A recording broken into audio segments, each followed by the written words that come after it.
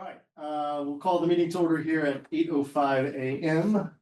We have a couple things to discuss, but we're going to start first with the department budget expenditure adjustments down under new business.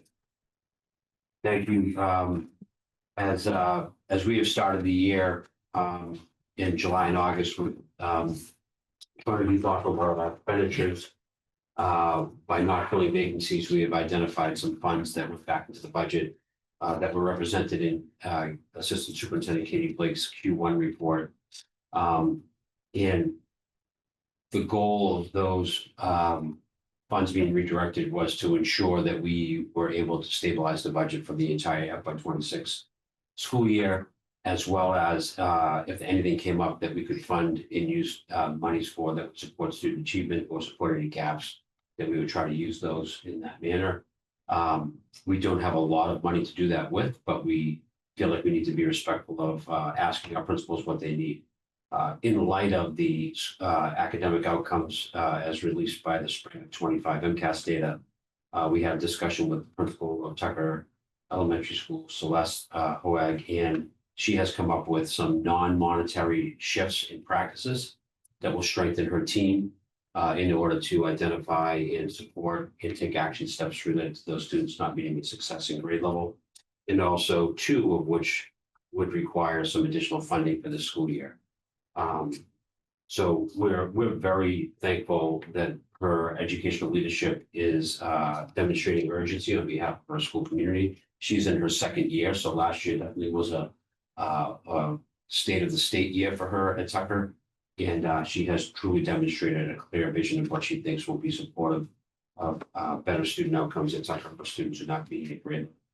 The document in front of you is a memo that she drafted to myself. We had met with her several weeks ago. This has been an iterative process, but I'm coming to the Finance Committee to have you review this document. And we will ask Celeste to come to a school committee meeting to talk about her action steps that might be helpful to let the community know that we are addressing issues like this in a more specific and targeted way. And related to the issues that revolve around money would be, we have grade level facilitators in every elementary school. That is one teacher per grade at every elementary school receives $600 to be the facilitator of information related to student outcomes and curriculum work between the principal and the directors of curriculum. The goal for Celeste is to increase that stipend from $600 to $1,000 and increase the workload that would allow them to form a instructional leadership team at Tucker. Celeste would really like a team of people to be able to sit down weekly, meet with staff weekly, as opposed to having those grade level facilitators drop in every other week just to talk with teachers. This is actually using that stipended position as a tool to build an instructional leadership team with her and Caroline Morton, so they can actually have dedicated and consistent meeting time with teachers, driven by some of the grade level facilitators and orchestrated by Celeste and Caroline. We are seeking an MOA with the Milton Educators Association to increase the stipend from $600 to $1,000 as a pilot at Tucker for this year, with the demonstration of the increase of duties. We hope to have that signed. We will provide them an MOA. They've already have heard this and tentatively agreed to entertain it and approve it. So we think that will work. So that's only $2,400 for this year.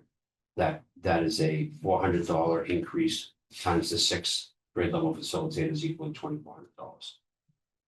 The second request is the Tucker team chair right now is a 0.6 employee. She is a special educator. She has a lot of experience, and we would like to add a 0.2 of her salary, which would require her to come in for an extra day per week, which would go from 3 days a week to 4 days a week. Not just to do more team chair work, but actually to use her special education expertise to be in classrooms, working with teachers. She understands every student's IEP because she's the administrator of that IEP, and her consult and her work in classrooms with educators would go a long way in supporting the students that are in most need. at the Tucker School. Her salary, as a 0.2 of her salary for the remainder of the year, Assistant Superintendent Blake calculated this down to, if this starts on a certain date, this would be the cost, which is $15,106.63. And again, this would be a 1-year initiative to put her to a 0.6 for 0.8 in order to her support the students on IEPs and work with classroom teachers in consultation with special educators as well. Those two things combined with targeted increased support from district leaders, we are already having our Unit B content people assigned to Tucker for certain days for consistency in meeting time and targeted conversations about curriculum assessment and the data that we're seeing coming out of Tucker, which is a non-cost to the district, but a really big strategy that's a little different, whereby our Unit B folks have schedules that they go through the schools to interact with staff, but we really wanted to ramp that up and make sure that it was dedicated to certain things, have a targeted agenda, and also have targeted times. So that's definitely an increase in support that's targeted and specific. The increase of the elementary inclusion specialist, we're rearranging that individual schedule to also be targeted in time. They would come in and do work and leave, like they do in most of the schools, but Celeste wants that person to have extra time and Tucker to talk about what was observed, what the work looks like, what the strategies are, how that supports the student support team work that she does in addition to her other work as an inclusion specialist. Again, rounding the supports, consistently coming in at certain times for specific functions that support direct targeted support for students not meeting grade level. We'll also target common planning time at the grade level that again is not a monetary cost, but something that she would be doing in a way that's very specific this year in using that time more efficiently and effectively. The desired outcome, as she notes in the back, is the strategic response aims to strengthen student achievement and growth, improve instructional quality and consistency, and strengthen school leadership coherence over the 3-year period. So we are asking for $2,400 to extend the work of our grade level facilitators. We'll work with the union to solidify that through a memorandum of agreement. And we're also asking for $15,106.63 to create a 4-day work week for the team chair, totaling for this year only $17,506.63. And I believe in my conversations with Assistant Superintendent Blake, if there are some revenue sources that we might be able to target for these funds. I think some folks might say, is that it? That's all the money that she needs. I'm sure that we could do more if we gave her more capacity, but this was her initial start at trying to make some clear action steps towards targeting students who need more support to grade level. So we would also, from the bigger picture of the work in the strategic action stuff, as the principal is doing around our academic outcomes, this very well could be a very good school committee presentation, not really related to the money or related to the money, but more importantly about, as a community, letting everybody know that we are prioritizing this work and targeting this work for specific reasons. And some students need more, and we're willing to make those adjustments in order to reach them and give them more. This is also an exercise that we're going through with the other 5 principals. We'll find out what that would look like maybe for this year, but more importantly, that will inform our FY27 conversations as well. Questions from members? I had one question, and it's not about the cost. I think this is great. It's really, I'm appreciative that she's taken the effort and looking at ways to address this. And to your point, it could be a good model or a nice way to look at it across the other schools as well if there were a similar need. But I know that there has been an ongoing need at Tucker for this sort of thing. So I appreciate it. I did have one question just about the difference between the work being done by the team chair, excuse me, versus the inclusion specialist. It sounds similar. So I know that, so it sounds like the team chair has a special ed background. And I'm not sure if the inclusion specialists, are they typically have their BCBAs or if they are, so are they both looking at it through an academic lens? Are they doing something similar? I guess is my question. Yeah, I think the inclusion specialist runs the student support team. Mhm. So is in an integral part of hearing what teachers' concerns are about a child and what some of the planning could be to make interventions happen before we need to move to a different time of process. We're asking her to reschedule her week and her day to spend more time in Tucker to actually support the implementation of that and observe that and follow through. The team, which has no cost, team chair will do something similar in the sense that we want more eyes in the classroom that look at the teaching and learning that the educators are doing with children through a lens that, through that special education lens to see where that support can be employed in a way that would be helpful to teachers, on top of having a math director there, our ELA director there, our science director there. So this is really organizing the school in a very consistent way, led by the principal, and not just going in the buildings to talk about math with the grade level teachers, but specifically looking at it through the lens of some very clear questions. What core standards will you be teaching in that lesson? What is the learning target goal of that lesson? So they'll all be talking about, they'll all be going in the same direction. So they're similar in scope, but there's room for more folks to be in, and if there's any overlap, then that would be a good thing. I think that's great. I think it's great that it's there are specific workflows Yeah, as opposed to just putting people in the same. correct. I want to make sure I give credit to the principal, orchestrating the work and setting the tone for the work and having goals for the meetings and structure to the work. So it has a lot of clear direction as opposed to educators getting in the room and talking about it. There's clear direction and clear goals that are connected to student outcomes. And shifting strategies and supporting teachers in that work who are already working hard, but the direction would be helpful. Appreciate it. Thank you. Nathan, any questions? Yeah, just a couple. Thanks, John, for walking us through that. And I don't have the memo in front of me, so I could be missing some stuff. I could have just two more governance related questions, because I'm supportive of the spirit of this. First one, maybe it's for Mark. Does the finance committee need to vote on and approve a reallocation like this?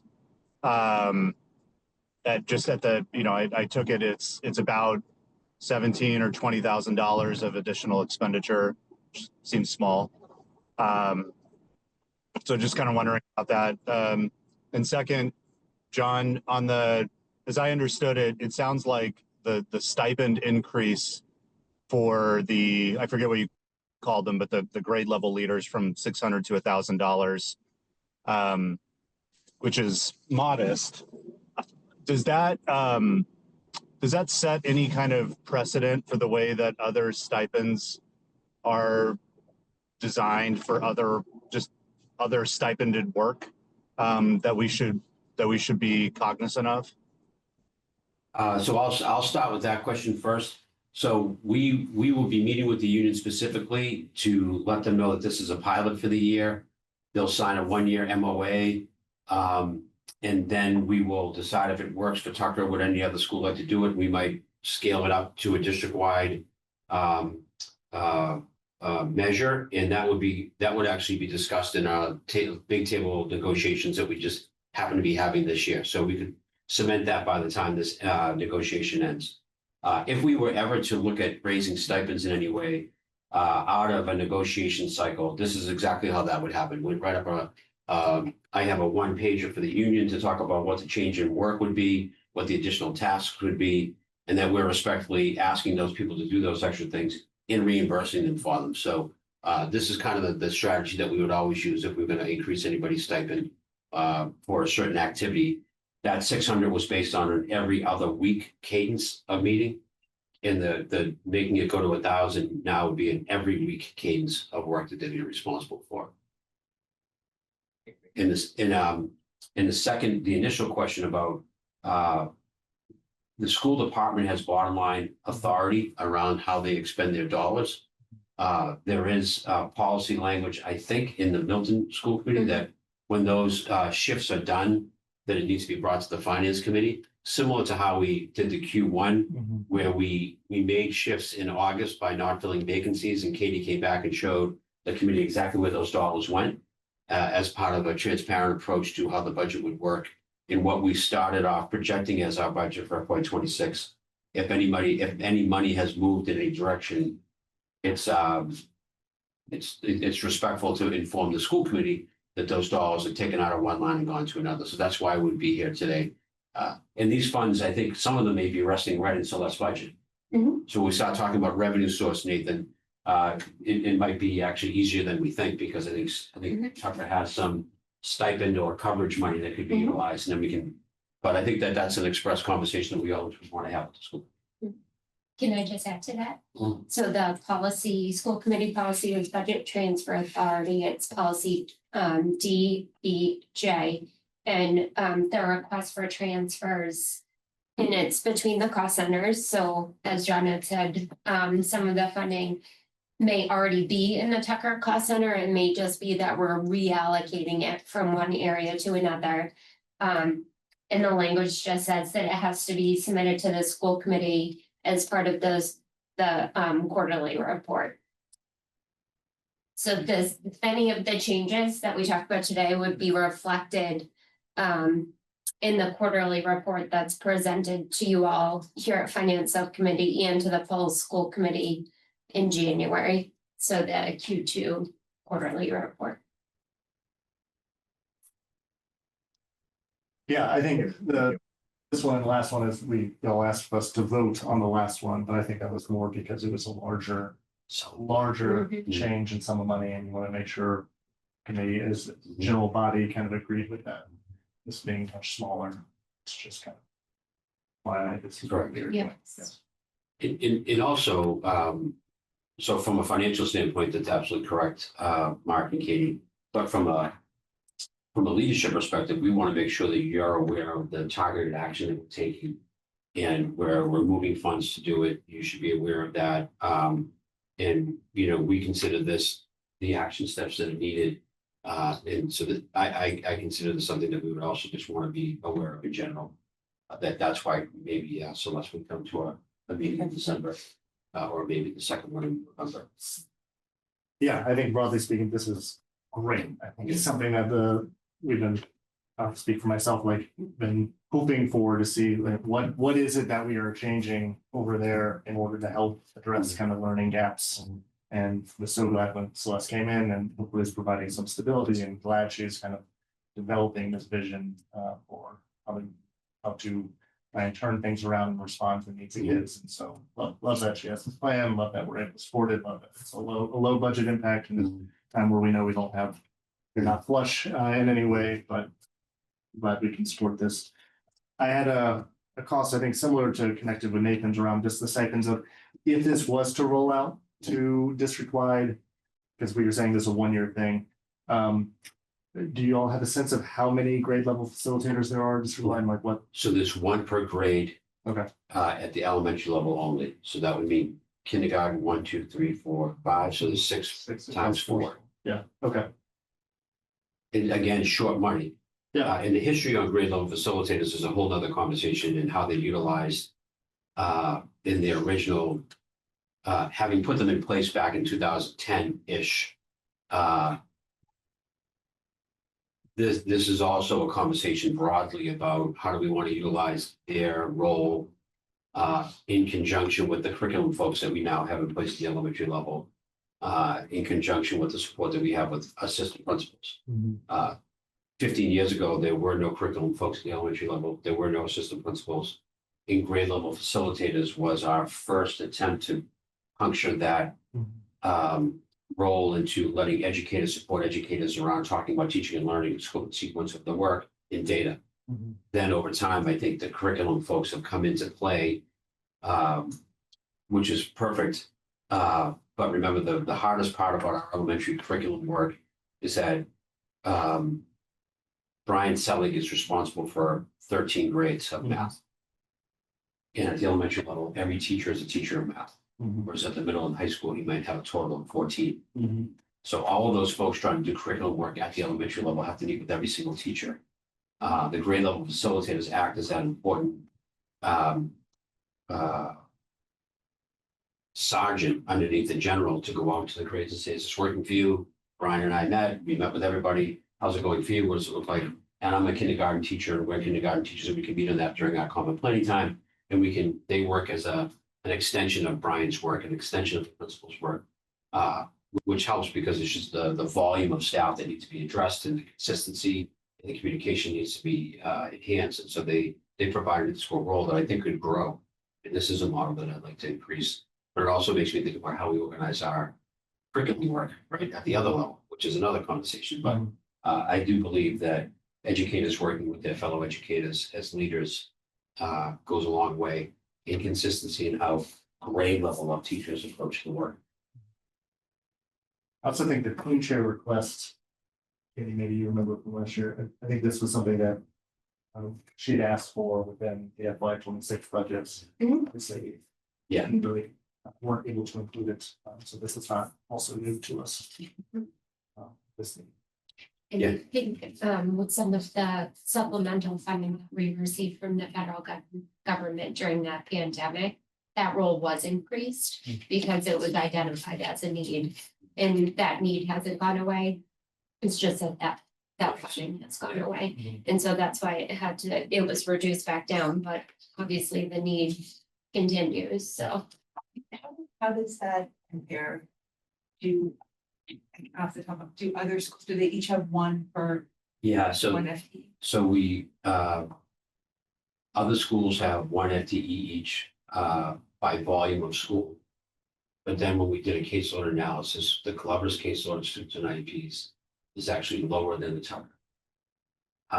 So we did talk about how do we move anybody around. And this is a larger conversation about this. Some special education functions that are controlled from a central office perspective, OT, PT, speech, they go where the service delivery is, right? So that could change by year. So they're used to going to 3 days of Tucker, 2 days of Glover, or 1 day at Cunningham, and they're all supplementing the work of the total caseload. Adjustment counselors and team chairs have been more school-based because they get to know families, they get to be an integral part of the building. But then when you have a caseload drop at the Glover and you have a caseload maybe go up anywhere else, then you start to figure out, well, do we have to address that differently? That's combined with the fact that our team chair position has been a rollover position. The Glover didn't have a constant team chair for 2 years in a row, so they were piecing it together with a special educator, an adjustment counselor doing the work. That was last year, so we just hired somebody. We wanted to keep them in the role to solidify it. We hired a team chair who's had 3 team chairs in 3 years. The colleague, the one that started, left on September 15th. So we have a vacancy there. So we're recognizing that position's hard to maintain. We're thinking about providing a more clerical support so they can do more of the professional work. So we're thinking about piloting. Can 2 of the schools share someone that can help push out the letters, do the schedule, do the calendar, so the team chair could be a special educator and be more involved in the execution, the understanding, and having the meeting in a way that makes sense for students and families. So that's something we're going to be considering for next year. So right now, where we thought about asking the Tucker team chair to be part of the solution for Collycott, we still haven't hired a full-time person for Collycott. But because this is something that's unique to what Tucker needs, we're not going to do that. And we're making this something we've already created a plan B for the Collycott.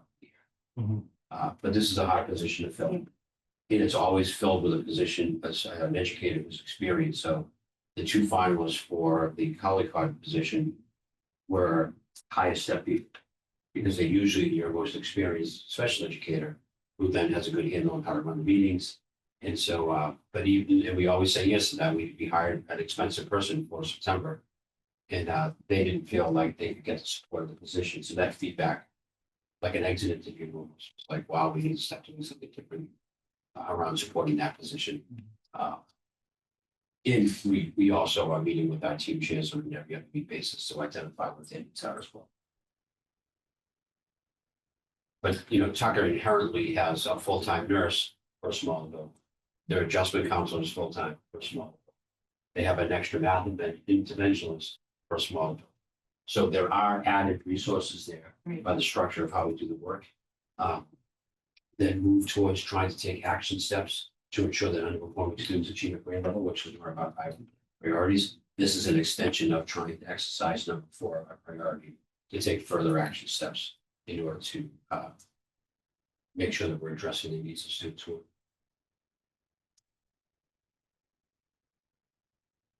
Any other questions on this? Again, we don't want to vote. We're not voting. Okay. Sorry, Nathan. I was just saying, I don't have any more questions. Thanks. And this will go in the folder by the end of the, in the next 15 minutes, Nathan, if you want to take a look. It's in the folder. It is in the folder. Yeah. Thank you. Great. Thank you, John. Appreciate that. We are going to move slightly back up the agenda for our guest, Tom McCarthy, and do a view of capital budget requests. All right. Thanks for having me. Thank you. Here, Tom. And while Tom's here, I always like to say good things about folks who have done a lot of work. Tom's work this year, and I know Katie and Tom worked last year together, but every need that we call Tom about, he addresses immediately. His ability to execute the Cunningham Library project over a course of 11 weeks, 10 weeks, or 8 weeks was phenomenal. And we truly appreciate his ability to not only look at the big capital things that are being done and the big picture work, but he's also with Bob Mayhew, his counterpart, intricately involved in support of the supervision in content-driven support of the custodians and facilities that practices that happen at the school. The schools look great. The guys are happy.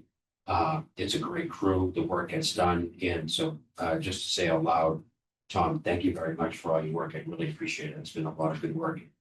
Look forward to working with you this year. Appreciate it. Thank you.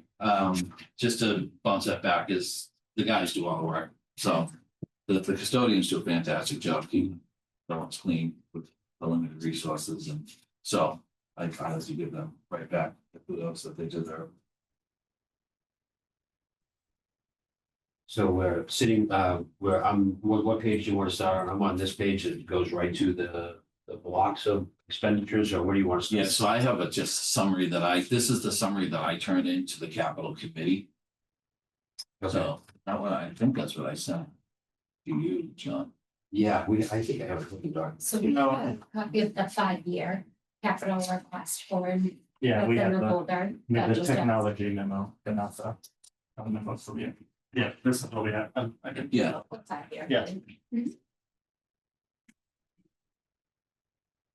Yeah. Yeah, water supply more fancy. So should maybe we can just start with focusing on the FY27 list, does that make sense? Yeah, I mean, because that's basic, I mean, in my experience with this here and other times, yes. Yes. That's when my position is fortunately on the capital. That's a nice bonus here. So I kind of see and understand what they're talking about. Quite frankly, when we get together in our meeting, 27 is the only thing we really talk about. Because their job is to look at what the requests are for this year. And the town administrator comes up with a list that he recommends, and then it's discussion from there. So that's why it's generally loaded up on the fiscal year coming up, as you can see. So Tom, can we speak to, because at some point, folks would say out loud, that's a big number. Are we even going to get that number? And is the philosophy that if we don't express what we need, then we will never get what we need. But if we don't get the full amount, it's always good for the capital committee and the other folks that we work with in different boards, et cetera, to just know what the needs are. Right, so my take on this is to basically, the reason it's loaded up, and it is a big number, we probably won't get that number. But you gotta tell them what the needs are, because unfortunately stuff happens, right? So, you know, if it's on the list and it wasn't funded and then unfortunately it fails, at least we were ahead of the game and said, you kind of brought this up. So if we do have to ask for emergency funding or whatever it takes, say, we understood and we explained that this was here. That's why I have pretty much, excuse me, everything on there that, you know, I mean, can't think of everything, but we're trying. And just to kind of outline is I've been changing, I changed it a little bit last year, working with Katie and moving more to a district-wide concept on this. Not to play on words, but consolidate. Yeah. Because some of the stuff is very specific for a school. But then you got like general stuff like plumbing or HVAC boiler upgrades, renovations. Some of that stuff is better off district-wide because, for example, we have a hot water tank that just went in Cunningham Collycott. We don't have that in here. I mean, we have in the past, we put plumbing for a specific school, but what if that was in for the Tucker? And we had a problem. So I'm trying to switch it and make it more district-wide. So that's, you're gonna see that develop over the years. But I definitely moved more of it into this year.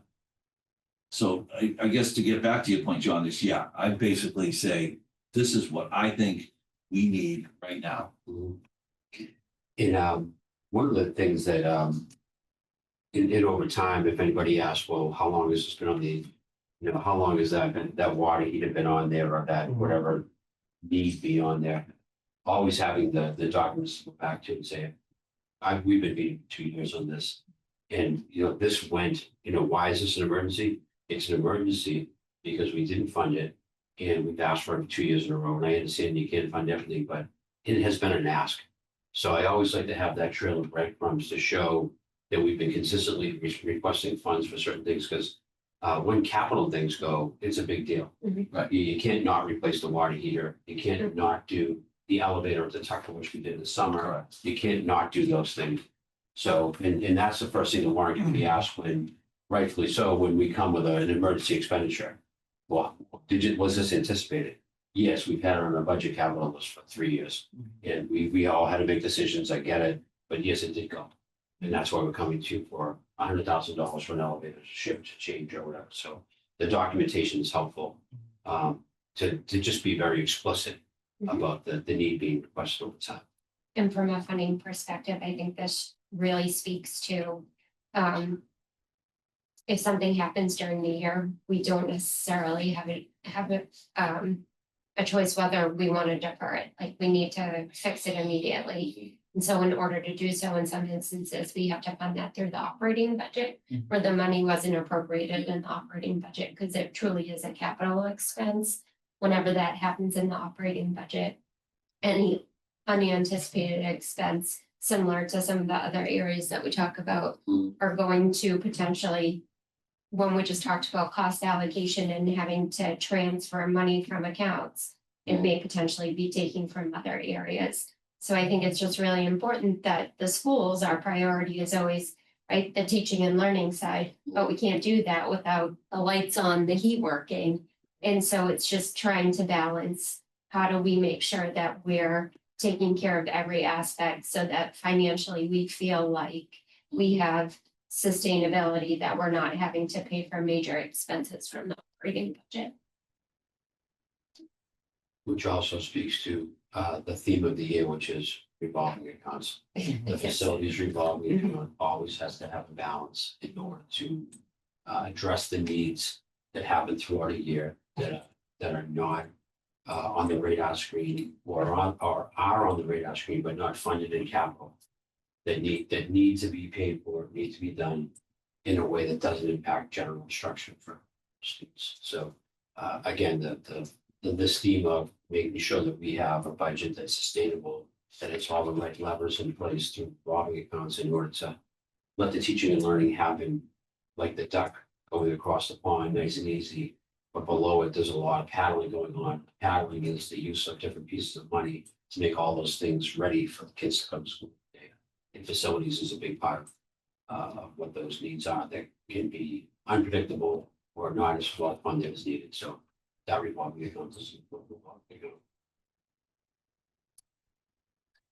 Nathan. Yeah, thank you, Mark. Tom, thanks for this. I just have a couple of questions about the information up on the screen. One is, I'll just give them both to you. The first is, it looks like there's $3 to $4 million projected over the next 5 years. Are the amounts in the later years, do they reflect assumptions about cost increases, or is everything in today's dollars?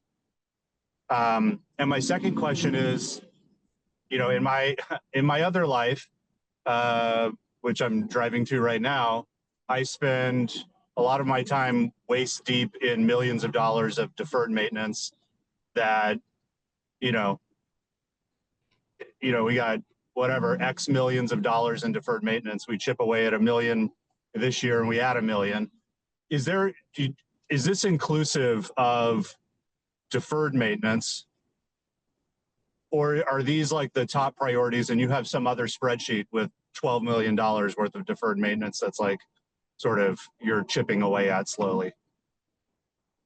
So to answer your first question, I do my best to project out what I think it will cost. And I mean, let's jump all the way to the end, FY31. It is a guess, let's be honest, because no one, as you know, hearing what you do, is you cannot estimate from, never mind year to year, month to month at this point. So that's how we try to estimate it, and we're trying to best guess going out. That's why I really focus on the upcoming year and trying to get my best numbers for this year and understand what we need and what I think it should cost. As for deferred maintenance, a lot of this is trying to stay ahead of what we have in front of us. And as you can see, it's pretty spread out, and I talked about trying to get it all done at district-wide. There will still be specific stuff for each school, but we're trying to stay ahead of it. But again, there's stuff that just comes up and you just don't expect it. Our water heater at Cunningham Collycott, it's in there under, you know, hump plumbing and heating upgrades, but getting the estimate, it's not going to cover it, even if we got it for one, never mind if we had a couple in a year. I think one of the things you had said at a previous meeting is that you guys have done a lot of work at, like, there's been a lot of ongoing maintenance work that has allowed, so that we're not, but everybody's really been on top of, like, making sure that the HVAC system and the other systems have been maintained, so that we're not like, it's not like, oops, you know what I mean? It's not like eyes were off it for 8 years and then suddenly has. So I think which I really give credit to Bill Ritchie, right? Bill So Bill Ritchie set this thing in motion, and I'm just trying to keep it up to his standard. And we actually, because of the capital account that we got last year, we continue to fund was the RTU units. We did a study. We just had a company come out and look at, and I'm going to try to get to every school, but I had to do one to figure out what it's going to cost me. But it didn't cost as much as I thought. They come out, they did the survey, and they're going to give me a number on some PN. But one of the points they made was that our maintenance of these units has been great, and we're really doing a good job keeping them going. It's a bunch of small stuff. It's nothing big in the near future, which is great.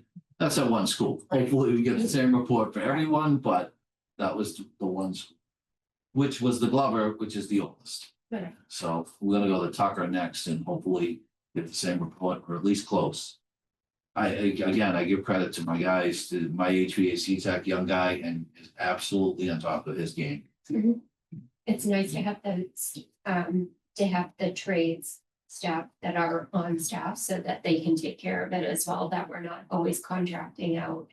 And I think here, it's unique in the fact that we received the MSB funding so that all the buildings were remodeled or built, in the 20-25 year ago range, but then that's when things start to go, right? And so I think They're all that's at that why, critical age, which makes They me are. nervous, but and just so, have to Bill did a great job and our PM has been working, so we're gonna continue to do Yeah. that. yeah.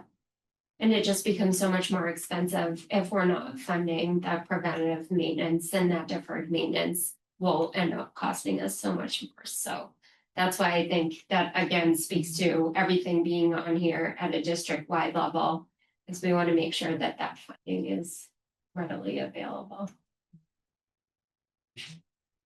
So a question was, did you want to go? No, you can keep going. I have some questions too. Oh, Keep going. was Nathan done?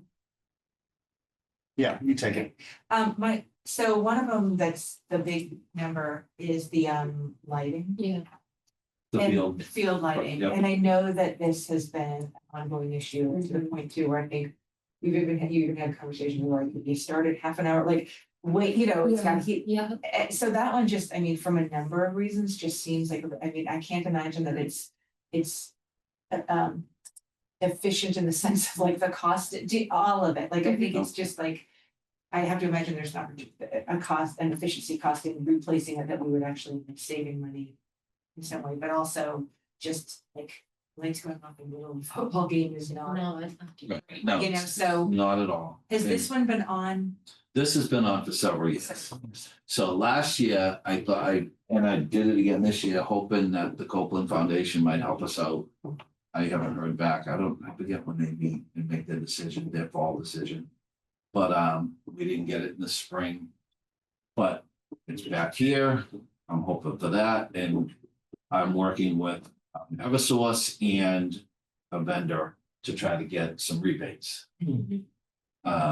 Well, last year was grants, and we know the town wasn't favoring grants last year. So anyhow, we didn't get the funding anyhow, so I guess it didn't matter. But yeah, that is a hot topic, because you're right. It's not efficient at all. It's killing us in energy costs. Plus the cost to maintain it. It's the ballast over there. We've changed them a few times because we're trying to keep them going, but they're $1,100 a piece. And we can only change the bottom ones because there's two sets. There's two at the bottom, a set at the bottom, a set at the top. We can't reach the top. So we're calling a contractor. I know the AD's asked to go and have somebody come in and change like 9, I think there's 9 or 11 lights out. That doesn't make sense. If you're gonna bring them in, you change them all. That's just how it works. Doesn't make sense to change them all if we're gonna be changing the heads. It's a balancing game, but you're right. It's the money we're putting into this thing to keep it going doesn't make sense. And it's not just used by the schools, like the Right, fields are right. community use, right? So, Right. we have youth programs, we have rentals that are generated by, use of the field, so. It's just stark at 3 And in the afternoon. Yeah. Right, Yeah. so, I've been witness to the lights. I coached rugby up here and we had a game and the lights went off. And I think I was only in this job like a week when it happened. I was like, you gotta be kidding me. So yeah, it's not cool. Shut them down for 20 minutes, they cool down and you usually get the rest of the game. But again, it's bad luck. It's bad luck for the district, That's, you and, know? right, and the community, again, like having, if you're having folks come from other towns, we just want to be able to play the game. right, most appropriately. Post appropriately, So so, that's probably if they ask, sometimes they ask formally, sometimes they ask just informally at the meeting. But that is probably my number one priority because that has to be fixed. I really appreciate this as always. I think I did raise concern on I understand the logic and appreciated them going in, sharing kind of all the needs. I think we all understand we're not gonna get that through 8.1. I was looking at the past couple of years. The request last year, we asked for 1.5, separate from Cunningham. Right. Which was a kind of larger capital one. But we asked for 1.5, we got less than half of that, like 650. And then the year before, I think our initial request was 2.7. I haven't pulled up the warrant to see exactly what we got, but. So we're not getting kind of what we want. I think that your logic of laying it all out makes sense. I do wonder if just like within this document. It also makes sense to include some type of note of like. You know, this line was first raised in FY 24, like just like have something like that, that helps make that even clearer, because I'm having to go back to kind of all the other Excels, which exist and are able, but to tell the story to the capital committee, and ultimately also if this is, I guess this isn't sent out to town meeting, but capital committee, the town administrator, right, and those folks who kind of. Yeah, so on, because you have it, you Yeah. click at one of those tabs down the bottom. Yep. There are narratives there, and that's a good point. We can, I can add something to that effect. I may have done that with the lights. We may also have the spreadsheets too, like a way that we can just indicate it in the grid, because I think we have different versions. Yeah, I mean.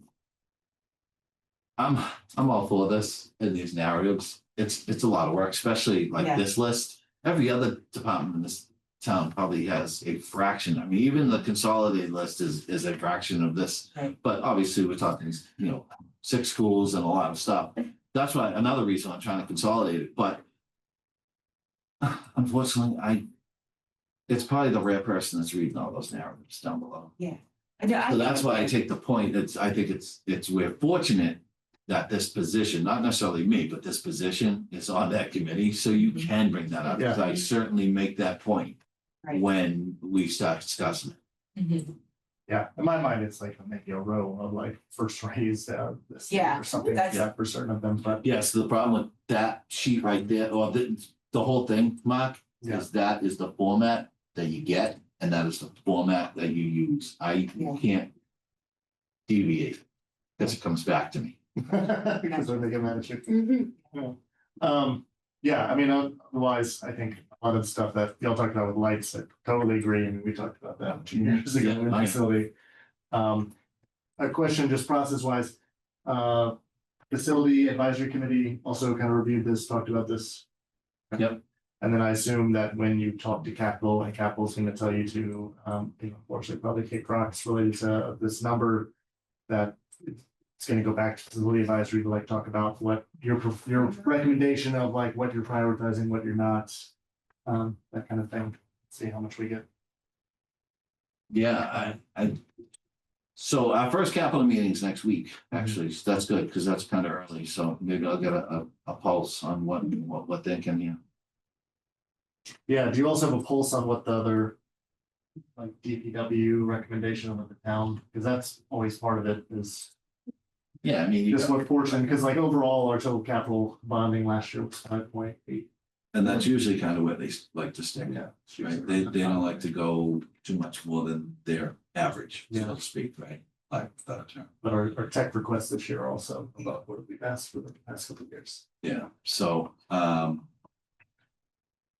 don't know, TPW is probably the only one that I have any kind of inclination about, and I would have to say, I don't foresee them looking for a lot of equipment, because they've gotten a lot of equipment, however, I know what their capital 5-year plan looks like, because I put it together 2 years ago, so I know there's some expensive items on there, sweeper. Yeah. To the tune of probably somewhere around 350,000. Yeah. A vac truck is probably up to $1 million now, which if you bought that 5 years ago, probably could have got it for 350. But now it's just, it is what it is, and it's supply and demand. Everybody knows. The MS4 permit, not to get into all kinds of logistics, but the MS4 permit is telling people that you can't use those little clamshells anymore. Yeah. It's coming. I don't know how soon, but it's coming. I love it when So- you nerd down on DP. That's- I still keep a close eye on it. It's right there. I can't help myself. Okay. So we are not voting on this. I didn't vote the agenda. I don't believe so. Yeah, so we don't. My question was- Didn't mess that up. My only question on this, I highlighted a couple of things for myself just to kind of, and again, the only one that I think that, and Katie and I talked about was the field, Yes. the track replacement and the field replacement. I moved that back because of the fact that, again, reality, and I've been in those meetings, and, if we put in for, that would bring it up to close to $5 million requested. Where do they pick? Because that's how they do it. Right. They Yeah. basically try to balance it out and say, okay, let's give them this, this, and this, and I mean, between the field, the track, the bleachers, the lights, you're essentially looking at a refurbishment of Brooks Field, Yes. right? The Just facility. everything on here except for, whole, well, maybe you even have, yeah, you don't, Yes. everything except for like the snack shack. Yes. Essentially what The it's already do. Yeah. Yeah. So yeah, I don't know if it makes sense, like. You can just frame it for them that way. Yeah, if it makes sense to break it up or do that as a larger. Yeah. Holistic capital improvement to Brooks Field, and maybe that's more interesting to the Copeland Foundation too, of. Yeah. Your field, your namesake field is kind of fall apart, like how. yeah, Kind of just Well, address that's- all this. their field house, they're not. Well, they have the big sign over there. I guess, yeah, it's, their name's not on it, but Yeah. they donated towards that. Right, oh, no, it's that field, I was telling Katie, I said that the district, other than paying for it when it was first constructed. Yeah. The district has never paid for that field to be redone. Copeland's done it every time, Oh. 3 times, I think. The need is definitely coming up too, so we're seeing some maintenance expenses for the turf itself. And we just want to be very careful with that, to look at the useful life, because we're definitely getting there. And we've talked about, it's really like the health and safety of the kids. So anytime that field turf comes out, or whatever vendor comes out and slices into that field, because they may have to like fill in the whatever the pebbles are, yes, the crumb rubber, like it definitely, the integrity of the entire field. It just deteriorates, and so I think that that's something where like I feel pretty strongly that just given the useful life and how old the field is and the track as well, that's something that we just need to prioritize, because when I see the expenses come in for some of the maintenance we're having to do, it's like it's just something that we can't ignore anymore. And I think it's also something that's gonna take some planning, Mhm. right? You can't just like say, okay, now we got the money, we're gonna do the field right away. We need to potentially talk about design and the whole bid process. So we just want to make sure, and that's again, a summer project that we want to get ahead of in December or January, so that everything is lined up and ready to roll, so that we don't lose access to the facility as well. So I've kind of been bugging Tom about that, because I just think that it's again, a community asset that is really important, highly utilized, and something that we just need to like prioritize. The only time you can really do that is, I mean, it's gonna impact somebody at any time you do it. And Yeah. You can't do it in the winter months. Summer, It's a just summer. not- Summer. It's a summer. So if we are not asking for the funding this year, if we're asking for 2027, It's not to your point, Right. bid, you're talking 2028 is maybe the soonest, so that's still a 3-year kind of Right. time horizon. Yeah. Yeah, okay. From the replacement, are you just needing to replace the covering and the Surface. infill, or also the cushioning underneath it? It would be the surface, the subsurface. So the one thing that they did right was drainage and subsurface. So basically, we just got to replace the turf out there. The carpet. Yeah, the track needs to be. Track's gotta come. Yeah, that's gotta come out. It's been repaired a couple of times. I don't know if you were around 15 when they decided they were gonna plow the track, and long story. They plowed the track. Yeah. Yeah. Not. Let's just say they didn't listen to somebody that told them how to do it, and they thought they were gonna be wise and try it with a regular plow. Didn't work. Yeah. They destroyed it, and Bill had to do some major repairs. Very costly, but they're just repairs. So the tracks needs to be replaced. And you have to do the track, you have to be thoughtful of like the timing of the track and the fields, because the field is, I'm pretty sure here, attached to the track, right? Yeah. So you can't, when I was in North Attleboro, we did the field first and then the track, and they had to cut into our turf field to do the track, and it really like impacted the quality of the field. So we just have to be mindful of the timing. If we can't do it all at one time, we would have to prioritize doing the track first and then the field. Yeah, I'd have to look at that closer. Because I think you would do it, you know, but because I wouldn't want. Because Because you have a, Yeah, it's tough. you have a curve. yeah, it's tucked into but there is an edge. I know there's an edge. It's a little aluminum edge, but I don't know how much of a difference that makes. Yeah, normally they have that like put in place kind of concrete Yeah, curbing then right around expands. it. It's like an expansive You job. tuck it in and nail it to the side. But they have to take it out, and in order to do that, they have to cut in the seams and then fold it over to do the track. Yeah. Just to follow up, so is there any way, and then, is there any way to look at it the same way as they looked at like the Cunningham renovation, or the Cunningham, like, look at it as like that whole piece as you know, a capital project, like the field, the lights, the everything that is addressed as one.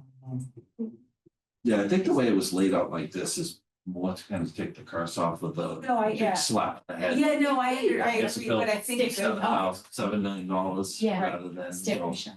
Yeah. but I think if you look at it like, Yeah. if you think about the Cunningham project, it was a space need issue that had to be addressed, right? Right now, we're talking about like safety, efficiency, like we're at that point where it's Mhm. an issue, like a whole area issue.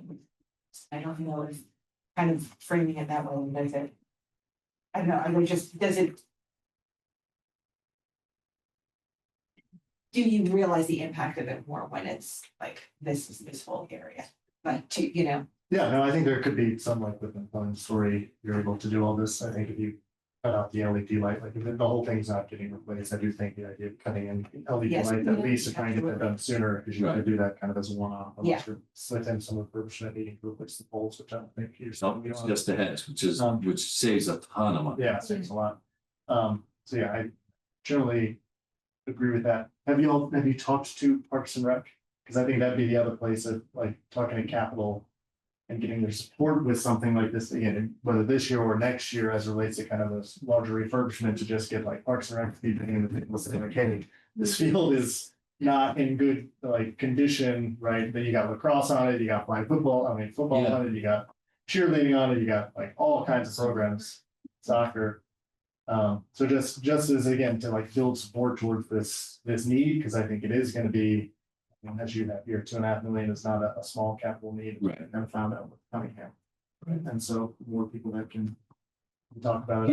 Yeah, I certainly can, you know, we can talk to Parks, see, I don't just, honestly, I just don't see them banging the table for themselves, never mind somebody else. No. I think it might be a good idea to even just have, even if we try to get some initial money to start like the design process. Yeah. That may help us, That's a good point. just because they can, somebody that a designer will be able to come out and say to us like, oh no, it looks like the integrity of like the surface is okay, it's just the carpet. And, Yeah. You Yeah, can give here's- us more information. Yeah, here's a project proposal, get Mhm. actual, cost estimators that even have documentation behind here. Yeah. That says like, here's what we're expecting. So we're not in the situation too with Cunningham where we thought we had enough and then had to get the second amount, that would also be rough. Yeah, And So, I mean, that's I something I like can that look idea. at too, is just maybe get some, design. I don't know if they have to design, I mean, that's a pretty standard operation, laying that out. So I don't know if this is, because you're not doing just drainage or anything like that. But would it be that, I was almost saying like, have a designer come in and we say, here's our athletic complex. We know that we're gonna need like turf, track, potentially bleachers, maybe we don't Yeah, have bring the a press bleachers in, box, that, right? you only design when you bring bleachers into the play, So because you're just talking, Yeah, ADA. and then And then depending on what they say, like this may be something where depending on the cost, we have to hire an OPM because an OPM would have to come in if it was over 1.5. I just think the more that we can be proactive about it, because I feel like with Cunningham, we're kind of, you know, just having that designer that can give us a pretty good cost estimate rather than us saying, like, we think it's gonna be. Yeah. I don't know. That's not good. Yeah, I completely agree with that. I think push the bleacher replacement kind of out the year and consolidate those three things on, we leave them separate, but just say like, this is renovation, Still move. we'd like to bring in however much money, gotta bring in a designer to investigate, to be able to give a greater cost prediction. This would be. So move the bleachers back to FY 28 and couple it with everything. I might say like, yeah, Okay. yeah, like Brooksfield, kind of Brooksfield. Brooksfield refurbishments, which is like, and then under that even, it's like, all right, here are the three components we know need to be. And then we need funding for a designer for the Brooksfield refurbishments. That'll better solidify those numbers for us. And to Katie's point, like maybe there's something else that we're missing when they come in and say. Yeah, and that gives me time to, because those narratives at the bottom that they ask for are just for this year. Yeah. So that gives me time to build a better narrative there. And then to your point, maybe not necessarily the parks, but maybe the youth organizations, because they use those Oh, more yeah. than Parks does. Parks does a couple camps, but the youth organizations are up there all the time. Yeah, Get some support from them. Okay. Fair enough. Yeah. any other discussion on facility capital needs? Thank you, Tom. Appreciate you. Thank you. All right. Quickly, we also had, I know we're past time, any particular questions folks have on the technology capital needs request?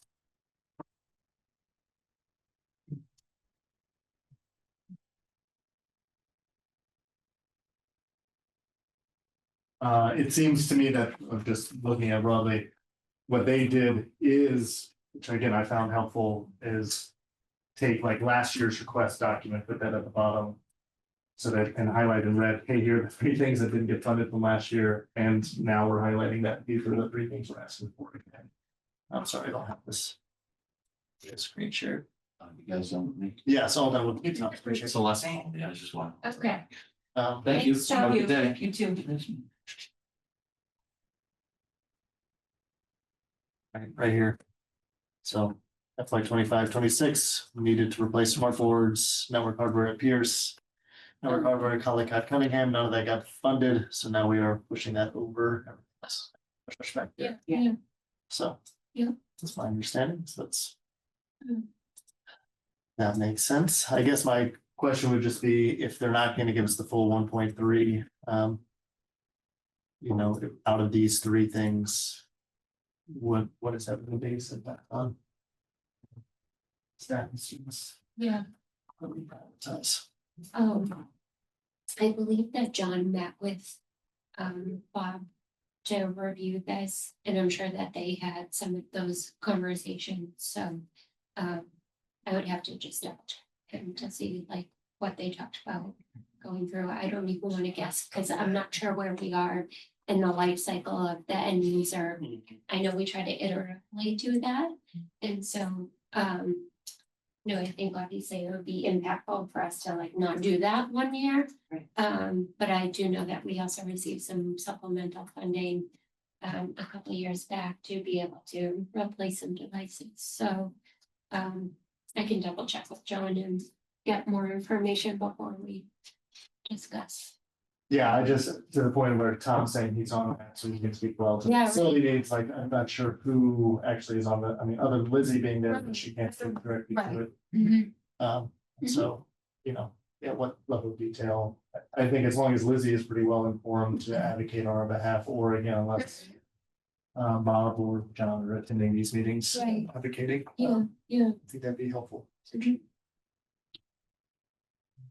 I mean, the Unless- network, I can always just, I mean, I would just speak to the network replacements. it's a very similar conversation to what we talked about. Now we talk about deferred maintenance for facilities. Any type of deferred maintenance for the network and for technology is going to have a really significant impact to teaching and learning. Again, similar to facilities. So, and so much of what we do in schools these days is based around the technology that we use. And so again, I would have to get more information where we are with kind of the replacement cycle for the networks, because I know that Bob has been trying to work on that iteratively by location as well. But it's a priority. It's a pretty significant need, and unfortunately, those numbers are just. And those numbers are assumed to, in addition to what funding we're already applying for and getting through to E-rate. cycles. Sole funding necessary to cover those costs. Yeah, I think the E-rate we've been utilizing for some of the devices for like the end user devices. So, and you only get a certain percentage of E-rate funding, and I haven't been following E-rate closely, but I'm not even sure how long the program is going to last. It will continue to get that funding. So, just all something to consider. Any other questions folks have on this? Okay. No, nothing from me. I think I need to like look at the spreadsheets on my own in more detail. Yeah, I'm sorry, I realized I wasn't screen sharing on that. No, it's okay. I need to look at it on a proper screen too. Um, And I think the only one that, I know that they talked about this. When it was part of the replacing the phone system. I think my question would be. Based on some of the things that they've said so far, like, is that something that can wait 4 years? Yeah, because he was saying that like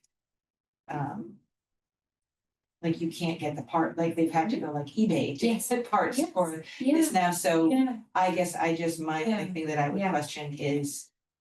Is he comfortable pushing that out 4 years? I think that's a good question. I know just from my own personal experience, like anytime there's weather or something, it does tend to impact the phones. And I have had conversations with Bob about like, oh, the only place that I can get this is from this vendor. And we're fortunate that Bob can research and he has the skills to be able to like do the workarounds. Because it's not something that we can just reach out to a vendor, and it's technology that's currently supported that we can say, hey, this went down, we need to replace it. We're just not there. So I think in 4 years, who knows? That just seems like a long way It out for a does. phone system that's Right. obsolete.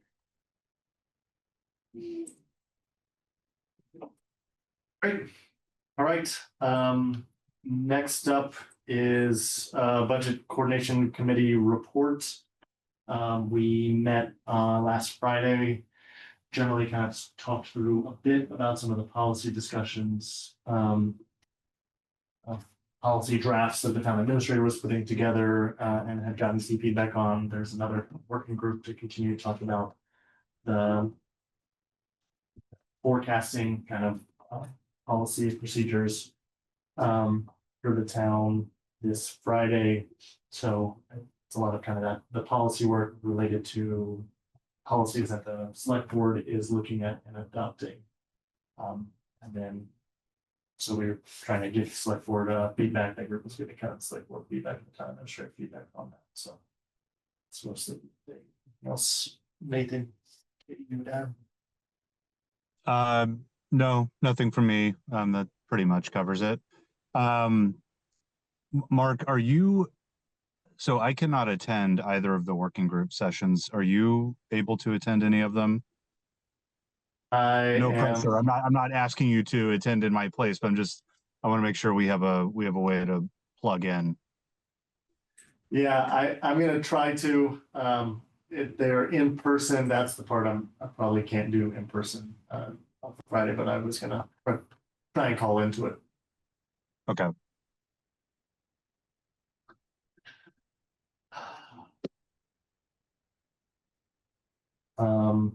All right, meeting minutes we're up to date except for last meeting, now this one, so nothing on that. Upcoming meetings, next week, we are meeting on revolving funds policy continuation of that discussion. Which we will dive into quite as much. And then the 19th, we have a list for the first reading of the SY27 draft budget. The 26th, is obviously the day before Thanksgiving, we're not going to meet. So our next meeting after that would be the 3rd December. If we so choose, I think probably what we probably won't have any other budget updates, although maybe, but we won't be at kind of like the second reading yet. Second reading would be the following week on the 10th. So I might suggest we hold the 3rd just to continue the conversation on the revolving fund policies. So I'll be surprised if we it's kind of knock all that out in 1 week. So that would be my proposal, and then we'd be back on the 10th for the commission budget. That makes sense, everybody?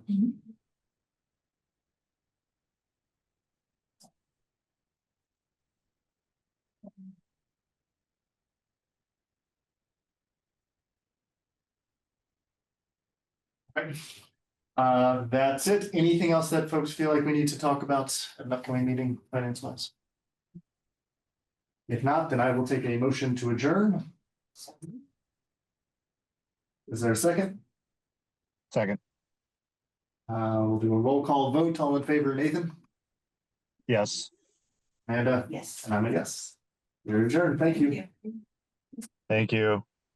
Good day, Nathan. Thank you.